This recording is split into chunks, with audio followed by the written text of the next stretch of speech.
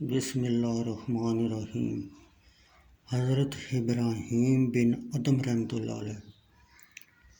ایسے لوگوں کی دعائیں کیسے قبول ہو سکتی ہیں جو خدا کو پہچانتے ہوئے بھی اس کی اطاعت سے گریزاں ہوں، اور قرآن و رسول اللہ صلی اللہ علیہ وسلم کو مانتے ہوئے بھی ان کے احکام پر عمل پیرا نہ ہوں۔ جسے خدا گناہ سے بچانا چاہتا ہے اسے اطاعت کا شرف عطا کر دیتا ہے۔ خواہشات کا بندہ کبھی سچا نہیں ہو سکتا، کیونکہ خدا کے ساتھ اخلاص کا تعلق صدق و خلوص نیتی سے ہے۔ جس کو تین حالتوں میں دل جمعی حاصل نہ ہو تو سمجھ لو اس کے اوپر باب رحمت بند ہو چکا۔ تلاوت قرآن مجید کے وقت، حالت نماز میں، اللہ کے ذکر کے وقت،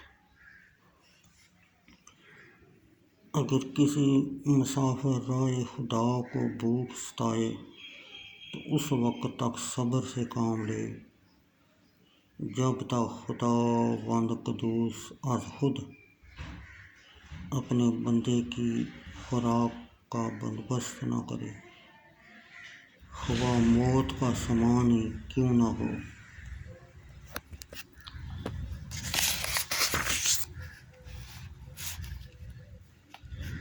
عارف کی پہچان یہ ہے کہ وہ ہر شے میں حصول عبرت کے لیے غور و فکر کرتے ہوئے حمد و ثنا کرے اور اطاعت الہی میں زیادہ سے زیادہ وقت گزارے۔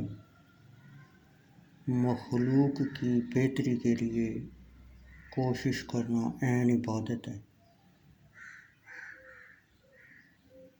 تمام عبادات و ریاضت کا تعلق صرف رزق حلال پر موقوف ہے۔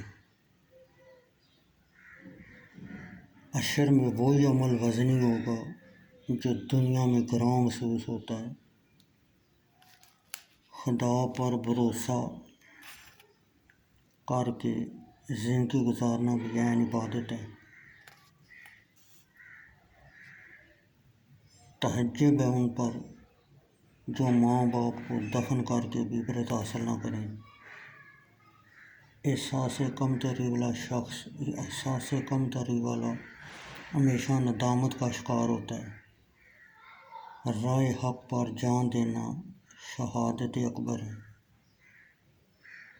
سیم و زر کی محبت چھوڑ کر تھیلی کا منہ کشادہ کر لو اور لغویات سے اعتراض کرو۔ جس امیر میں تو مال و دولت کی عزت بڑھتی جائے وہ خود فقیروں کا سردار ہے۔ درویشی کے لیے ضروری ہے کہ عیش و راحت کو ترک کر کے اللہ کی بندگی اور احکام کی تعمیل کے لیے مستعد ہو جانا۔